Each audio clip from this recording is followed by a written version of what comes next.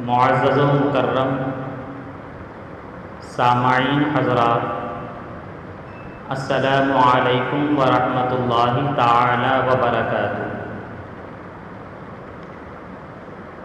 کافی دن پہلے ہم نے مسئلہ بتایا تھا کہ جب سلام کیا جائے تو جو حاضر ہیں وہ جواب دیں، اور جواب دینا سلام کا یہ واجب ہے۔ تو پھر ایک مرتبہ ہم سلام کرتے ہیں تو آپ حضرات جواب دیجئے اور اپنے نام اعمال میں نیکیاں ہی نیکیاں لکھیے۔ السلام علیکم ورحمۃ اللہ تعالی وبرکاتہ۔ الحمد للہ رب العالمین والعاقبۃ للمتقین والصلاة والسلام على أشرف الأنبياء وخاتم النبيين وعلى آله الطيبين الطاهرين وأصحابه الكرام أجمعين، أما بعد، فأعوذ بالله من الشيطان الرجيم، بسم الله الرحمن الرحيم، وآخرین منہم لما یلحقوا بہم، آمنت باللہ صدق اللہ العظیم۔ وقال النبی صلی اللہ تعالی علیہ وسلم، لو کان الایمان عند الثریا لنالہ رجل من ہؤلاء، آمنت باللہ صدق اللہ العظیم۔ آئیے ہم اور آپ سب سے پہلے عقیدت و احترام کے ساتھ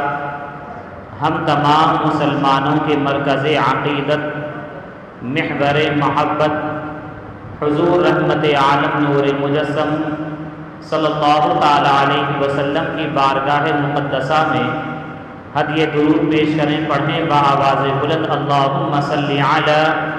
سیدنا و مولانا محمد معدن الجود والکرم وآلہ واصحابہ وبارک وسلم۔ پچھلے جمعہ ہم نے امام الائمہ،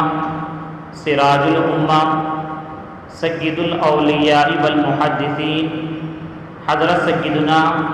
امام اعظم ابو حنیفہ نعمان ابن ثابت رضی اللہ تعالی عنہ کا ذکر خیر شروع کیا تھا، اور آپ کے اخلاق کریمہ اور آپ کی سیرت طیبہ کے اہم باتوں کو ذکر کیا تھا، اور آپ کے اخلاق مبارکہ میں سے ہم نے آپ کے تجارت کرنے کا انداز کیسا تھا اور آپ کتنے بہترین تاجر رہے اسے بیان کیا تھا، اور آپ کی عبادات و ریاضات کا معاملہ کس قدر اعلیٰ رہا اسے بھی بیان کیا تھا۔ آج اسی سلسلہ کلام کو آگے بڑھاتے ہیں کہ امام اعظم ابو حنیفہ نعمان ابن ثابت رضی اللہ تعالی عنہ ہوں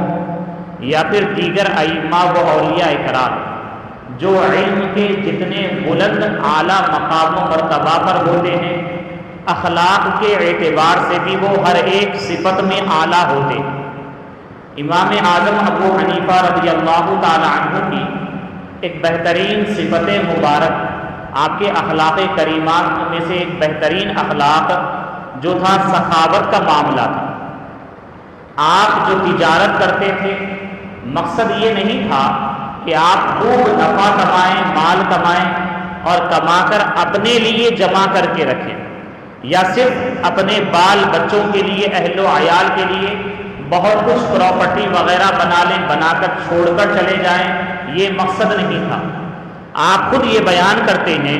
کہ تجارت کا میرا مقصد یہ ہے کہ اس کے ذریعے سے میں دین کی خدمت کروں اور جو ضرورت مند اور محتاج ہیں ان کی ضرورت کو پورا کروں۔ اور یہ معاملہ ایسا ہے کہ امام اعظم ابو حنیفہ رضی اللہ تعالی عنہ ہر ایک اعتبار سے اس میں بھی کامل نظر آتے ہیں۔ آپ کو جو مال اور نفع ملتا تھا تجارت کے اعتبار سے، تو آپ ایک حصہ اپنے پاس رکھتے تھے اور ایک بڑا حصہ راہ خدا میں خرچ کرتے تھے، اور راہ خدا میں خرچ کرنے کا بھی بڑا پیارا انداز تھا۔ خاص کر آپ علماء اور محدثین اکرام کی بارگاہ میں تحفے تحائف پیش کیا کرتے تھے اور ان کی جو ضرورتیں ہوتی تھیں اسے پورا کیا کرتے تھے، اور اس قدر آپ احترام اور تعظیم کے ساتھ علماء اور ائمہ کی بارگاہ میں نذرانے پیش کرتے تھے کہ علماء اکرام، ائمہ اکرام خود یہ کہتے تھے کہ امام اعظم ابو حنیفہ رضی اللہ تعالی عنہ تو ہمیں شرمندہ کر دے رہے ہیں۔ اس قدر انعامات اور تحفے اور نذرانے آپ کی بارگاہ میں پیش کرتے تھے، اور آپ بہت سارے طلباء کو پڑھاتے تھے، دین کا علم سکھاتے تھے، تو آپ کی بارگاہ میں کوئی بھی طالب علم ضرورت مند ہوتا، محتاج ہوتا، تو اس کی ضرورت کو پورا کر دیا کرتے تھے، اور اس کی ضرورت کو ایسے پورا کرتے تھے کہ بازو والے کو بھی خبر نہیں ہوتی تھی۔ اور کیوں؟ اس لیے کہ تاکہ وہ دین کا علم حاصل کر رہا ہے تو وہ دین کا علم حاصل کرنے کے سلسلے میں تمام تر پریشانی سے بے نیاز ہو کر، اپنی ضرورتوں کو بھلا کر صحیح طور پر علم دین حاصل کرنے میں مصروف ہو جائے۔ ایک دو نہیں، بہت سارے طلباء پر آپ اپنا خاص انعام فرمایا کرتے تھے، اور آپ کی بارگاہ میں کوئی بھی ضرورت مند آتا تو بن مانگے اسے عطا کرتے تھے آپ۔ اور آپ کا معاملہ یہ تھا کہ جب بھی آپ اپنے گھر والوں کے لیے، اپنے بچوں کے لیے کپڑا خریدتے یا میوے خریدتے یا کوئی اچھی چیز خریدتے تو آپ کی عادت یہ تھی کہ اپنے اساتذہ، علماء اور محدثین کے لیے بھی پہلے وہ خریدا کرتے، اس کے بعد پھر اپنے اہل و عیال پر خرچ کیا کرتے۔ امام اعظم رضی اللہ تعالی عنہ ایک مرتبہ مجلس واعظ میں تھے، بہت سارے لوگ سننے کے لیے تشریف لائے، انہی میں سے ایک پر آپ کی نظر پڑ گئی جو دیکھنے میں بہت ہی خستہ حال تھا اور اس کے کپڑے وغیرہ بھی درست نہیں تھے۔ تو مجلس محفل ختم ہوئی، اس کے بعد امام اعظم ابو حنیفہ رضی اللہ تعالی عنہ اس کے پاس گئے اور جا کر اکیلے میں یہ کہنے لگے کہ تمہارا یہ کیا حال ہے، جاؤ میری جانماز کے پاس، اور جانماز کے نیچے کچھ رکھا ہے لے لو۔ تو وہ شخص جاتا ہے، جانماز مصلی جو ہوتا ہے اس کو اٹھاتا ہے، جب اٹھا کر دیکھتا ہے تو 1000 درہم وہاں پر ہوتے ہیں۔ وہ لے لیتا، لے کر آپ کی بارگاہ میں آ کر عرض کرتا کہ حضور یہاں پر 1000 دینار یا درہم رکھے ہیں، تو آپ یہ فرماتے ہیں کہ اسے اپنے پاس رکھو اور تم اپنا حال درست کرو۔ وہ یہ کہتا ہے کہ امام اعظم، اے امام میں مالدار ہوں، میرے پاس پیسہ ہے، مجھے اس کی ضرورت نہیں ہے۔ تو بڑی پیاری بات آپ فرماتے ہیں، آپ یہ کہتے ہیں کہ اگر تمہارے پاس مال ہے تو سن لو، اللہ تبارک و تعالیٰ یہ پسند فرماتا ہے کہ جو نعمتیں اللہ تعالیٰ نے تمہیں عطا فرمائی ہے تم اس کا اظہار کرو۔ سمجھ رہے ہیں؟ یعنی بعض لوگ ایسے ہوتے ہیں جن کے پاس مال ہوتا ہے لیکن پھر بھی وہ جو ہے اپنے مال کو ظاہر نہیں کرتے اور خستہ پرانے پھٹے کپڑوں میں لوگوں کے سامنے آتے ہیں، تو یہ بات بھی اچھی نہیں ہے۔ بلکہ جب اللہ تعالیٰ نے مال دیا تو مال یہ بھی اللہ تعالیٰ کی نعمت ہے، تو آپ ظاہری اعتبار سے جائز طریقے کے مطابق اپنے آپ کو سنوارو تاکہ اللہ تبارک و تعالیٰ آپ سے راضی رہے اور اللہ تعالیٰ نے جو نعمت آپ کو عطا فرمائی اس کا اظہار بھی ہو جائے۔ یہ ایک طریقے سے اللہ تعالیٰ کا شکر ادا کرنا ہے۔ ساتھ ہی ساتھ ایک مرتبہ ایک ضرورت مند، حاجت مند شخص ہوتا ہے، پہلے تو وہ بڑا مالدار ہوتا، لیکن کبھی کبھی آپ جانتے ہیں یہ اللہ تبارک و تعالیٰ کے فیصلے ہوتے ہیں۔ کسی کو اللہ تبارک و تعالیٰ مال خوب عطا کرتا ہے اور کبھی کبھی آزمائش میں ڈال دیتا ہے، کبھی بزنس میں خسارہ اور نقصان ہو جاتا جس کی وجہ سے وہ مال کے اعتبار سے بہت زیادہ پریشان ہوتا، مال اس کا سارا کا سارا ختم ہو جاتا، چلا جاتا۔ تو اب امام اعظم رضی اللہ تعالی عنہ کی بارگاہ میں ایک شخص جو بڑا حیادار ہوتا، خوددار ہوتا، جس کے پاس فی الحال پیسہ نہیں ہوتا، تو وہ شخص یہ ارادہ کر کے اپنے گھر سے نکلتا کہ میں امام اعظم کی بارگاہ میں جاؤں گا اور جا کر اپنی ضرورت کو پیش کروں گا اور ان سے کچھ پیسہ لے کر واپس آؤں گا۔ اسی نیت کے ساتھ محفل میں جاتا ہے، امام اعظم کی محفل ختم ہوتی، امام اعظم رضی اللہ تعالیٰ عنہ کی یہ عادت ہوتی ہے کہ جب بھی محفل میں کوئی آتا ہے ہر ایک پر اپنی نظر کو گھماتے ہیں آپ، اور وہ اللہ تعالیٰ کے عظیم ولی گزرے ہیں، اور اللہ کے ولیوں کا معاملہ یہ ہوتا ہے کہ ظاہر کو دیکھ کر باطن کیا ہے وہ سمجھ جاتے ہیں، دل میں کیا چل رہا ہے اسے سمجھ لیتے ہیں اللہ تعالیٰ کی عطا سے۔ تو وہ ایک شخص جو حیادار ہوتا، خوددار ہوتا، اپنی ضرورت لے کر محفل میں آتا، محفل ختم ہوگی، اس کا دل گوارا نہیں کرتا کہ اپنی ضرورت کو امام کے سامنے پیش کرے، تو اپنی ضرورت پیش کیے بغیر وہ چلے جاتے۔ امام اعظم رضی اللہ تعالی عنہ مومنانہ فراست سے جان لیتے کہ فلاں شخص ضرورت مند ہے، تو آپ اپنے خادم سے یہ کہتے، چاہنے والے سے، کہ اس شخص کے پیچھے جاؤ اور جا کر معاملہ کیا ہے اسے معلوم کرو۔ تو وہ شخص اس کے پیچھے پیچھے جاتا ہے، اور جانے کے بعد گھر تک پہنچتا، اور جب گھر جاتا ہے تو گھر جانے پر یہ معلوم ہوتا ہے، وہ گھر جاتے ہی اپنی بیوی سے کہتا ہے کہ میں محفل میں گیا تو تھا، لیکن معاملہ یہ ہے کہ مجھے دل گوارا نہ کیا کہ میں امام کے سامنے، سب کے سامنے اپنی ضرورت کو پیش کر سکوں، اسی لیے میں واپس چلا آیا۔ اب وہ خادم سن لیتے ہیں، سن کر واپس آتے، امام کی بارگاہ میں معاملے کو پیش کرتے کہ یہ ضرورت مند تھا اور اپنی ضرورت لے کر آپ کی بارگاہ میں آیا تھا اور بیان نہ کر سکا، واپس چلا گیا۔ تو امام اعظم رضی اللہ تعالی عنہ کو دیکھیں، رات کے اندھیرے میں آپ تنے تنہا مال لیتے ہیں، مال لے کر اس غریب کے ضرورت مند کے گھر پر جاتے، اور گھر پر جانے کے بعد یہ دینار کی تھیلی ہوتی ہے، اس دینار کی تھیلی کو دروازے کے باہر رکھ دیتے ہیں، دروازہ کھٹکھٹاتے ہیں اور آواز دیتے ہیں کہ میں ابو حنیفہ ہوں اور تمہارے لیے میں نے کچھ رقم یہاں پر رکھ دی ہے، آؤ اور آ کر لے لو، اور آپ یہ کہہ کر چلے جاتے۔ وہ دروازہ کھولتے، کھولنے کے بعد جب باہر دیکھتے تو تھیلی رکھی ہوتی، اور اسے کھول کر دیکھتے تو اس میں ایک چٹھی لکھی ہوتی ہے جس میں لکھا ہوتا ہے کہ یہ ابو حنیفہ کے حلال کمائی کا مال ہے، اور یہ صرف 5000 دینار ہے یا 5000 درہم ہے، تم اسے قبول کر لو اور اسے لوٹانا نہیں۔ اور یہ کہہ کر جو ہے آپ چٹھی کو ختم کر دیتے، اور وہ شخص لے لیتا، لے کر اپنی ضرورت کو پورا کرتا۔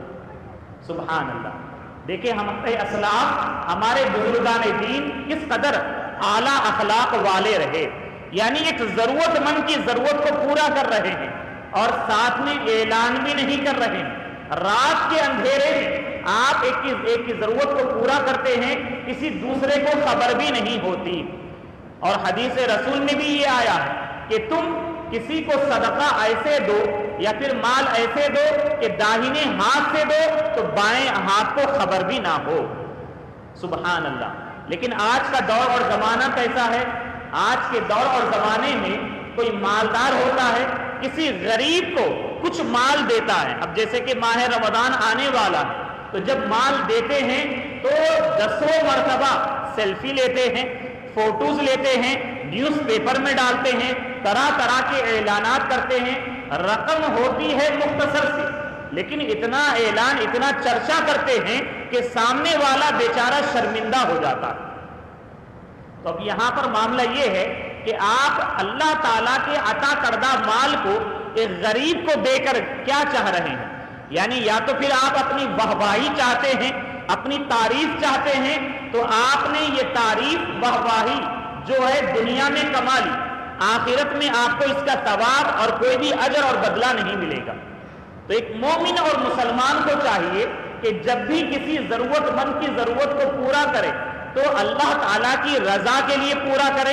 اس لیے پورا کرے کہ اللہ تعالیٰ نے مجھے اس لائق بنایا، مال عطا فرمایا، تو اس کی راہ میں مال دے کر میں اپنے رب کو اپنے سے راضی کر رہا ہوں۔ جب بندے کی، مومن کی یہ نیت ہوگی تو یقیناً اللہ تبارک و تعالیٰ اس کے صدقے کو، اس کے مال کو اپنی بارگاہ میں قبول فرمائے گا، دنیا میں بھی برکتیں عطا فرمائے گا اور روز آخرت میں بھی اس کا بدلہ اسے عطا فرمائے گا۔ امام اعظم ابو حنیفہ نعمان ابن ثابت رضی اللہ تعالیٰ عنہ کا معاملہ اس قدر اعلیٰ ہے اخلاق کے اعتبار سے کہ آپ اکثر لوگوں کو قرض دیا کرتے تھے، قرض حسنہ دیتے تھے۔ اب آج کے دور میں ایک مسلمان دوسرے مسلمان کو قرض نہیں دیتا ہے، اور دیتا بھی ہے تو بڑے افسوس سے یہ کہنا پڑتا ہے کہ انٹرسٹ پر وہ مال دیتا ہے، جو سراسر غلط ہے، ناجائز ہے، حرام ہے یہ۔ اور ایک مومن کی دوسری مومن کے ساتھ جو محبت رواداری ہونا چاہیے، وہ رواداری اور محبت کا معاملہ آج موجود ہی نہیں ہے۔ اور افسوس سے یہ کہنا پڑتا ہے کہ ایک مسلمان جس معاشرے میں رہتا ہے، جس خاندان میں رہتا ہے، وہ ان کی ضرورت کو پورا نہیں کرتے تو وہ غیروں کے پاس چلے جاتے ہیں، اور غیروں کے پاس جا کر اپنی ضرورت کو طرح طرح سے اور ناجائز طریقوں سے پورا کرتے ہیں۔ تو یہ بہت ہی شرم اور افسوس کی بات ہے۔ دیکھیے امام اعظم ابو حنیفہ رضی اللہ تعالیٰ عنہ کو اللہ تعالیٰ نے مال دیا تو آپ لوگوں کو قرض عطا فرماتے، اور قرض دینے کے ساتھ لوگ اگر ادا نہیں کر سکتے تو ان کے لیے مہلت عطا فرماتے۔ یعنی جیسے کہ ہوتا ہے، کسی کو قرض دیا آپ نے، دینے کے بعد 2 مہینے کا ٹائم دیا تھا، 2 مہینے ہو گئے، بیچارے کے پاس مال نہیں آیا، حالات برے چل رہے تھے، ادا نہیں کر سکا، تو اب آپ کی ذمہ داری یہ ہے کہ آپ اس کو اور موقع دیجیے۔ آپ کہیے کہ ٹھیک ہے 1 مہینہ اور میں اضافہ کرتا ہوں، آپ محنت کرو، مزدوری کرو، کماؤ اور میرا قرض ادا کر دو۔ آپ یہ مہلت دیں گے تو اللہ تبارک و تعالیٰ اس کا آپ کو خوب اجر و ثواب عطا فرمائے۔ بلکہ قرض حسنہ کوئی اگر کسی مومن کو دیتا ہے تو جتنا مال قرض میں وہ دیتا ہے تو اللہ تبارک و تعالیٰ ہر دن اتنا مال راہ خدا میں صدقہ کرنے کا اسے ثواب عطا فرماتا۔ سبحان اللہ، کتنی پیاری بات ہے۔ تو امام اعظم ابو حنیفہ رضی اللہ تعالیٰ عنہ بھی ایک شخص کو قرض دیتے، اور ایک مرتبہ آپ راستے سے گزرتے رہتے اپنے شاگردوں کے ساتھ، تو ایک شخص جو مقروض ہوتا آپ کا، وہ آپ کو دیکھ لیتا ہے، دیکھ کر وہ راستہ بدل لیتا ہے اس خوف سے کہ میں قرض ادا نہیں کیا، ہو سکتا ہے کہ امام مجھ سے پوچھ لیں گے۔ تو امام اعظم ابو حنیفہ رضی اللہ تعالیٰ عنہ جیسے ہی دیکھتے ہیں، آپ آواز دیتے ہیں اور آواز دے کر اسے بلاتے، جو وہ پلٹ کر راستہ بدل کر جانے لگتا، آواز سن کر واپس ہوتا، امام کے قریب آتا تو امام اس سے پوچھتے ہیں کہ آخر کیا وجہ ہے، کیا بات ہے کہ تم اس راستے کو بدل کر دوسرے راستے سے جا رہے ہو؟ تو وہ شخص یہ کہتا ہے کہ میں نے آپ سے فلاں وقت میں قرض لیا تھا اور مجھے آپ کو ادا کرنا تھا، ابھی تک میں ادا نہیں کر سکا، اور میں آپ کو دیکھ کر شرمندہ ہو کر میں یہاں سے واپس لوٹ رہا تھا۔ تو امام اعظم ابو حنیفہ رضی اللہ تعالی عنہ جب یہ سنتے ہیں تو آپ بہت زیادہ افسوس کرتے اور کر اس سے یہ کہتے ہیں کہ سنو، جتنا قرض تم مجھے دینے والے تھے، جو میں نے قرض تمہیں دیا تھا، جو لوٹانا تھا تم کو، میں نے سارا کا سارا اللہ تعالیٰ کے لیے معاف کر دیا۔ سبحان اللہ،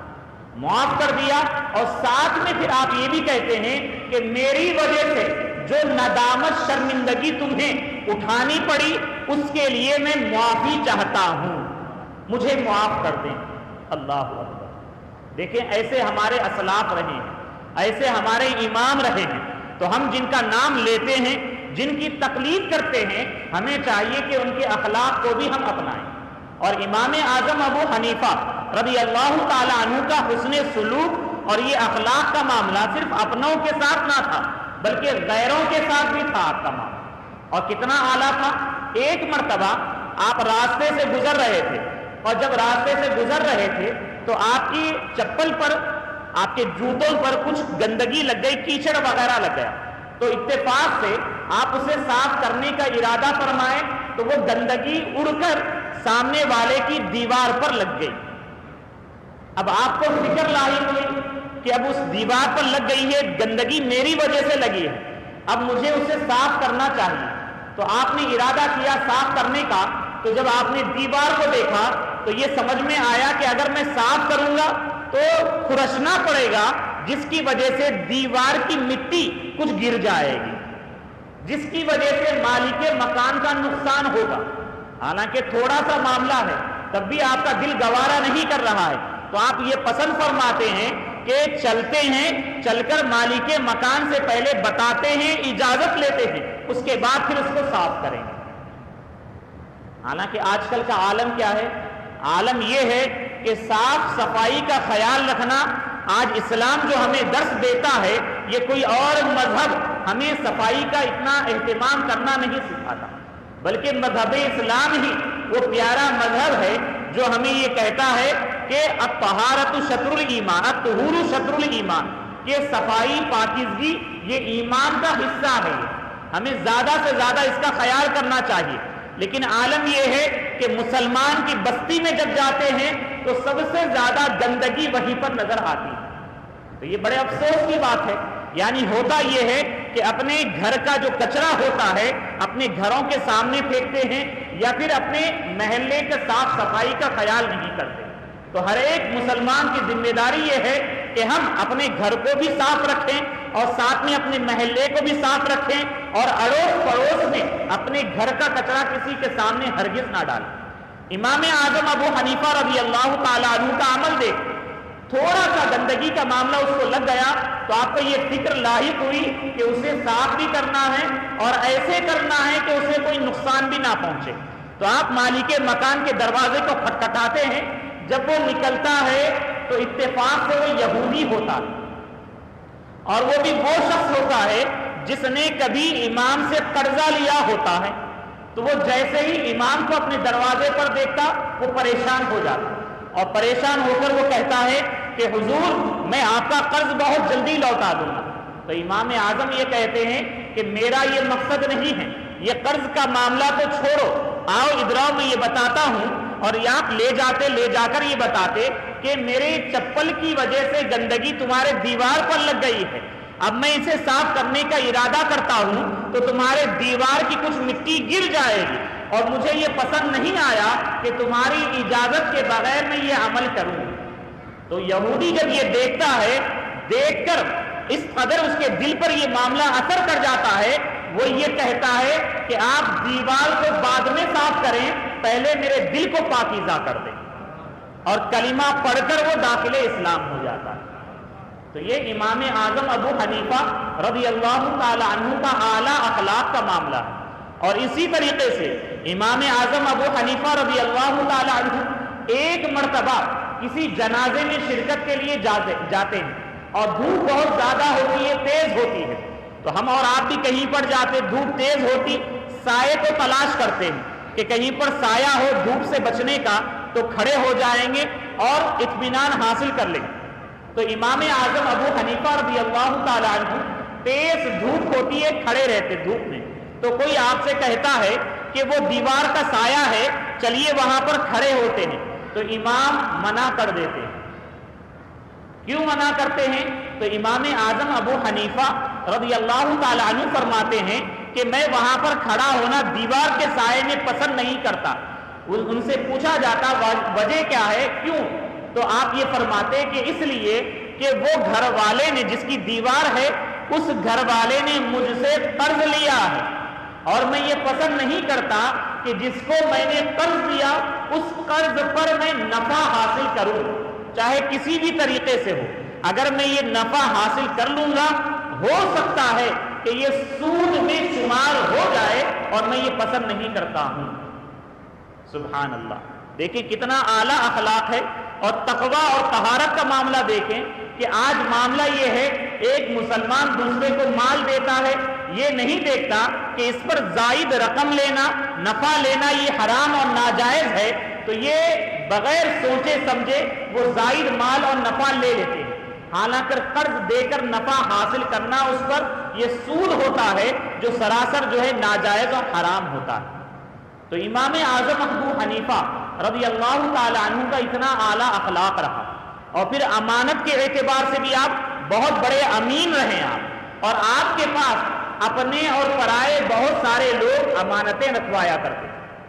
اور آپ امانت کا بڑا خیال فرماتے تھے۔ ایک دیہات کا رہنے والا ایک بوڑھا شخص آپ کے پاس کئی لاکھ روپئے، 1,75,000 دینار یا درہم ہوتے ہیں، وہ رکھا دیتا ہے، اور کسی کو اس پر گواہ نہیں بناتا، آپ کے پاس رکھوا دیتا، اور اس دیہات کے رہنے والے کا انتقال ہو جاتا۔ تو امام اعظم ابو حنیفہ رضی اللہ تعالی عنہ معلوم کرتے ہیں کہ اس دیہاتی کی اولاد ہے کہ نہیں ہے، تو معلوم یہ ہوتا ہے کہ اس کے 2 لڑکے ہیں اور ابھی وہ چھوٹے ہیں، نابالغ۔ تو جب یہ معلوم ہوتا ہے تو آپ اس بڑی رقم کو اپنے پاس محفوظ رکھتے ہیں یہاں تک کہ وہ بچے بالغ اور بڑے ہو جاتے، اور جب بالغ ہو جاتے، بڑے ہو جاتے، انہیں بلاتے ہیں اور رازداری کے ساتھ سارا کا سارا مال ان کے حوالے کر دیتے ہیں۔ سبحان اللہ۔ اب آج مسلم معاشرے میں امانت کے اعتبار سے بہت پیچھے مسلمان نظر آتے ہیں، حالانکہ ان کے پاس کوئی امانت کی چیز رکھی جاتی ہے، اس کا استعمال کر لیتے ہیں اور اس کو خرد برد کر دیتے ہیں، اور اس کا استعمال کرنا بھی ناجائز ہوتا ہے۔ یہاں تک کہ جیسے کہ شرعی مسئلہ یہ ہے کہ اگر کسی نے آپ کو گھڑی دی، امانت کے طور پر آپ کو رکھنے کے لیے دیا، تو اب آپ کے لیے جائز نہیں ہے کہ آپ اس کو پہنے اور آپ اس کے ذریعے سے وقت وغیرہ دیکھا کریں۔ آپ کو امانت کے طور پر دی گئی گھڑی، تو آپ اس کو اسی طریقے سے بند کر، محفوظ رکھ کر جو ہے نا اندر رکھ دینا ہے، جب وہ آئے تو اس کے ہاتھ میں اسے لوٹا دینا ہے۔ اس کا استعمال کرنا بھی ناجائز ہوتا ہے، تو امانت کا اتنا خیال کرنا ہوتا ہے۔ اور جب امام اعظم ابو حنیفہ رضی اللہ تعالیٰ عنہ کا انتقال ہوا تو تاریخ نگاروں نے یہ فرمایا ہے کہ آپ کے پاس جب دیکھا گیا تو آپ کے پاس تقریباً 1 کروڑ سے زائد لوگوں کی امانتیں رکھی ہوئی تھی۔ اللہ اکبر، تصور کر رہے ہیں آپ حضرات، 1 لاکھ نہیں بلکہ 1 کروڑ سے زائد لوگوں کی امانتیں رکھی ہوئی تھی۔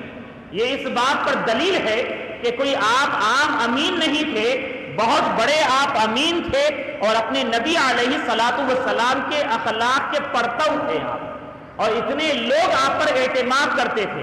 اور آپ کے بیٹے نے حماد رضی اللہ تعالی عنہ نے انتقال کے بعد جو جو امانت والے امانت رکھوائے تھے ان تمام تک ان امانتوں کو آپ نے پہنچا دیا۔ تو یہ امام اعظم ابو حنیفہ رضی اللہ تعالی عنہ کے اخلاق کا معاملہ ہے۔ اب آئیے اللہ تعالیٰ نے انہیں کیسی عقل اور علم سے نوازا تھا،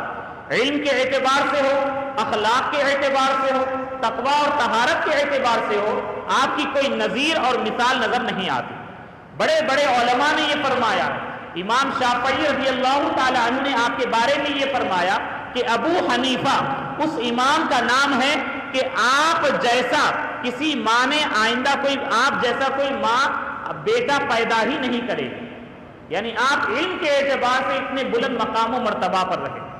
اور آپ کے بارے میں امام شافعی نے یہ فرمایا ہے کہ جتنے بھی فقہاء ہیں بعد میں آنے والے، سب کے سب علم فقہ میں آپ کے بچے شمار ہوتے ہیں۔ اور پھر اسی طریقے سے دیگر فقہاء نے، ائمہ نے، محدثین نے یہ فرمایا کہ آپ کی عقل کی شان اور عظمت کا معاملہ یہ ہے کہ آدھی دنیا کے عقلوں کو ایک پلے پر ترازو کے رکھ دیا جائے اور ایک پلے پر آپ کی عقل رکھی جائے تو آپ کی عقل کا پلہ ہی بھاری رہے گا۔ سبحان اللہ۔ اور دوسرے امام نے یہ بھی فرمایا کہ آپ کے معاصرین میں، آپ کے ہم عصر علماء اور محدثین میں جتنے بھی رہے ان تمام کی عقلوں کو ایک جانب رکھ دیا جائے اور ایک جانب آپ کی عقل کو رکھا جائے تو آپ کی عقل ہی تمام معاصرین جو عقل والے ہیں ان تمام پر بھاری رہے گی۔ امام اعظم ابو حنیفہ رضی اللہ تعالی عنہ کی بارگاہ میں جو بھی مسئلہ آتا تھا آپ فوراً اسے حل فرما دیتے۔ بڑے بڑے علماء، بڑے بڑے فقہاء اسے حل کرنے سے عاجز رہتے تھے۔ اور کیوں نہ ہو، نبی کریم علیہ الصلوۃ والسلام نے آپ کے بارے میں یہ فرمایا کہ لو کان الدین، اور بعض روایت میں یہ ہے لو کان العلم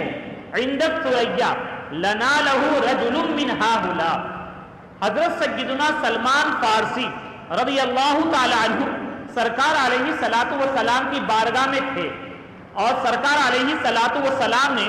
سورہ جمعہ کی اس آیت کریمہ کی تلاوت فرمائی، وآخرین منہم لما یلحقوا بہم، کہ نبی کریم علیہ الصلوۃ والسلام اس آیت کی اوپر والی آیت میں اللہ تعالیٰ نے اپنی نبی کی شان کو بیان فرمایا کہ نبی کی شان یہ ہے کہ آپ لوگوں کو علم عطا کرتے ہیں اور ان کا تزکیہ فرماتے ہیں، اور یہ آپ اپنے صحابہ کا بھی فرماتے ہیں اور آپ کے بعد جو آنے والے ہیں ان کو بھی علم عطا فرماتے ہیں۔ وآخرین منہم لما یلحقوا بہم، جو بعد میں آنے والے ہیں۔ تو اب صحابہ نے پوچھا کہ یا رسول اللہ بعد میں آنے والے کون ہیں؟ ایک مرتبہ پوچھا، سرکار نے جواب نہ دیا۔ دوسری مرتبہ پھر پوچھا گیا، آپ نے کچھ جواب نہ دیا۔ تیسری مرتبہ پھر پوچھا گیا۔ صحیح بخاری شریف میں یہ حدیث ہے۔ تو نبی کریم علیہ الصلاۃ والسلام نے حضرت سلمان فارسی رضی اللہ تعالی عنہ کے کندھے پر ہاتھ رکھ کر یہ فرمایا کہ لو کان الدین عند ثریا، کہ اگر دین ثریا ستارے پر ہو، ثریا ستارے سے مراد بہت بلندی پر ہو، تب بھی جو ہے اس کی اولاد میں سے کچھ ایسے ہوں گے جو اسے پا لیں گے، اسے حاصل کر لیں گے۔ سلمان رضی اللہ تعالیٰ عنہ فارس کے رہنے والے ہیں، اور امام اعظم ابو حنیفہ نعمان ابن ثابت رضی اللہ تعالیٰ عنہ، آپ کا سلسلے نسب بھی جو جاتا ہے، یہ بھی آپ بھی فارسی النسل ہیں۔ تو آپ کے بارے میں اس حدیث کی روشنی میں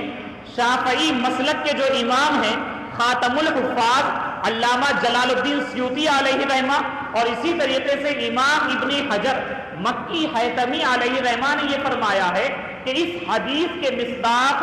یقیناً امام اعظم ابو حنیفہ نعمان ابن ثابت رضی اللہ تعالی عنہ، اور ساتھ میں یہ بتایا کہ آپ جیسا ابنائے فارس میں، فارس کے رہنے والوں میں علم و فضل کے اعتبار سے کوئی بھی نہیں گزرا۔ تو معلوم یہ ہوا اس حدیث شریف کے مصداق اگر کوئی ہیں تو امام اعظم ابو حنیفہ ہے۔ اب آپ دیکھیں نبی کریم علیہ الصلاۃ والسلام کا یہ فیضان آپ پر کیسے جاری ہوا۔ امام اعظم ابو حنیفہ رضی اللہ تعالی عنہ کی بارگاہ میں مشکل سے مشکل مسئلہ بھی آتا، آپ اسے حل فرما دیتے اپنے علم کے ذریعے، اپنی عقل کے ذریعے سے۔ اب ایک شخص نے اپنے بیوی کو غصے میں طلاق کہہ دیا۔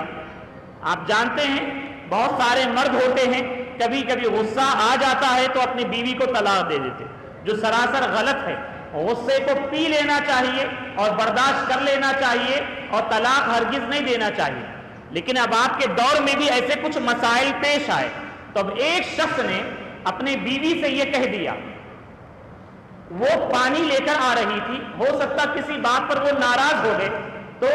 اس شخص نے اپنی بیوی سے کہہ دیا کہ یہ پیالے میں جو پانی ہے اگر تم پیو گی تب بھی تم کو 3 طلاق، اگر گراؤ گی تب بھی تم کو 3 طلاق، اور کسی اور کو پلاؤ گی تب بھی 3 طلاق۔ اب معاملہ پریشان کن ہو گیا۔ اب غصہ جب ختم ہوتا ہے تب مرد کو سمجھ میں آتا کہ میں نے کیا کہہ دیا۔ اب مسئلہ کہیں حل ہوا نہیں، تو امام اعظم ابو حنیفہ رضی اللہ تعالیٰ عنہ کی بارگاہ میں یہ مسئلہ پیش ہوا۔ تو امام اعظم ابو حنیفہ رضی اللہ تعالیٰ عنہ نے سنتے ہی فرمایا کہ ٹھیک ہے، اس کو جو ہے کپڑا دے دیا جائے اس عورت کو، اور وہ کپڑا بھگوئے پانی میں اور بھگو کر اسے نچوڑ دے، پانی ختم بھی ہو جائے گا اور طلاق بھی واقع نہیں ہوگی۔ بولیے سبحان اللہ۔ سمجھے کہ نہیں سمجھے آپ حضرات؟ اس شوہر نے یہ کہا تھا کہ اگر تم پانی کھٹورے کا، پیالے کا پیو گی تو طلاق، نیچے گراؤ گی تب بھی طلاق، کسی اور کو پلاؤ گی تب بھی طلاق، یعنی پانی پیالے کا ختم اس طریقے سے نہیں ہونا چاہیے۔ تو امام اعظم ابو حنیفہ نے جیسے ہی سنا تو آپ نے چوتھی صورت بتا دی، اور یہ کہہ دیا کہ ایک کپڑے کے ذریعے سے پانی کو اس میں کپڑے کو ڈبو دیا جائے پانی میں، اور کپڑا پانی کو جذب کر لے گا، اور اس طریقے سے پیالے کا پانی ختم ہو جائے گا۔ اسی طریقے سے ایک مسئلہ ہوتا ہے، کسی وجہ سے شوہر جو ہے اپنی بیوی پر ناراض ہو جاتے، اور وہ بھی وقت ایسا ہوتا کہ ان کی بیوی جو ہوتی ہے سیڑھی پر چڑھی ہوئی ہوتی ہے۔ اب وہ یہ کہتے ہیں کہ اگر تم اوپر چڑھو گی تب بھی تم کو 3 طلاق، سیڑھی سے نیچے اترو گی تب بھی تم کو 3 طلاق۔ اب کہہ تو دیتے ہیں، اب کہنے کے بعد پریشان ہوتے ہیں کہ اب مسئلہ کیسے حل ہو۔ امام اعظم ابو حنیفہ رضی اللہ تعالیٰ عنہ کی بارگاہ میں مسئلہ آتا ہے، تو امام سنتے ہی یہ فرماتے ہیں کہ اس عورت کو سیڑھی سمیت جو ہے اٹھا کر زمین پر رکھ دیا جائے، اور اس کے بعد وہ عورت جہاں چاہے چلے پھرے، طلاق واقع نہیں ہوگی۔ بولیے سبحان اللہ۔ اوپر چڑھنے پر بھی کہا تھا طلاق ہوگی، نیچے اترو گی تب بھی طلاق ہوگی۔ تو معاملہ کیا ہے، نہ چڑھنے کا تھا نہ اترنے کا تھا، امام نے فرمایا کہ سیڑھی کو اٹھایا جائے عورت سمیت اور نیچے زمین پر رکھ دیا جائے، اور اس کے بعد نہ وہ اترے گی اور نہ ہی چڑھے گی بلکہ چلے گی وہ، تو اس طریقے سے طلاق واقع نہیں ہوگی۔ ایک معاملہ آپ کی بارگاہ میں ایسے ہی پیش آتا ہے، اور وہ یہ ہوتا ہے کہ ایک شخص آتا اور آ کر یہ کہتا کہ امام میں اپنی ایک قیمتی چیز کہیں پر رکھ دیا ہوں، رکھ کر بھول گیا، اب مجھے وہ چیز یاد نہیں آ رہی ہے تو میں اسے کیسے پاؤں؟ تو امام اعظم ابو حنیفہ رضی اللہ تعالی عنہ یہ فرماتے ہیں کہ تم یہ کرو کہ رات میں مصلی بچھاؤ اور کھڑے ہو جاؤ اور نمازیں ادا کرو، نفل عبادت کرتے رہو، اور جب فجر ہوگی اس سے پہلے پہلے یاد آ جائے گا۔ تو امام اعظم ابو حنیفہ سے یہ نسخہ وہ لیتا ہے، لے کر گھر چلا جاتا، نماز عشاء کے بعد مصلی بچھاتا اور نماز شروع کرتا، چند رکعتیں ہوتی ہیں، جو چیز یاد نہیں آ رہی تھی وہ یاد آ جاتی، اور وہ یاد آتے ہی جاتا ہے، جا کر اس جگہ پر دیکھتا ہے تو اپنی اس قیمتی چیز کو پا لیتا ہے، اور پانے کے بعد وہ بڑا خوش ہو جاتا کہ امام نے جو بتایا تھا وہ مسئلہ حل ہو گیا میرا۔ پھر وہ دوسرے دن امام کی بارگاہ میں جاتا ہے اور جا کر عرض کرتا ہے کہ امام آپ نے بتایا تھا کہ اس طریقے سے میں کروں، رات میں عبادت کروں، تو میں تھوڑی سی رکعتیں پڑھا تھا، چند رکعتیں پڑھا تھا کہ مجھے وہ چیز جو بھول گیا تھا وہ یاد آ گئی۔ تو امام اعظم ابو حنیفہ بڑی پیاری بات فرماتے ہیں، یہ کیسے ممکن تھا کہ شیطان تمہیں رات بھر عبادت کرنے دیتا؟ شیطان جس نے تمہاری وہ چیز کو بھلا دیا تھا اس نے آ کر یاد دلا دیا ہے۔ سمجھ گئے آپ حضرات؟ شیطان یہ انسان کا کھلا دشمن ہے۔ آپ اگر اللہ تعالیٰ کی عبادت کریں گے، اللہ تعالیٰ کی اطاعت کریں گے تو وہ آپ کو روکے گا، جس بھی طریقے سے ہو وہ آپ کو عبادات الہی سے دور کرنے کی کوشش کرے گا۔ لیکن جب امام نے یہ فرما دیا کہ تم عبادت کرو تو شیطان ہی نے آ کر یاد دلا دیا کہ تمہاری جو بھولی ہوئی چیز ہے فلاں جگہ پر رکھی ہوئی ہے۔